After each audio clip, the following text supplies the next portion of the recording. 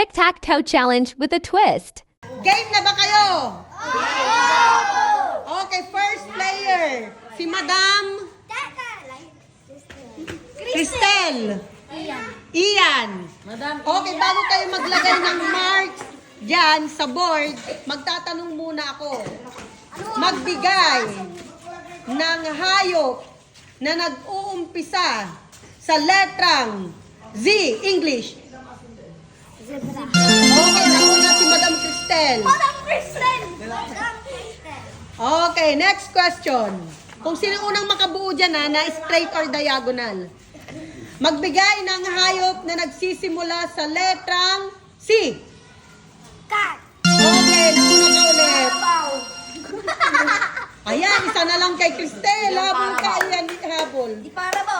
Magbigay ng hayop na nagsisimula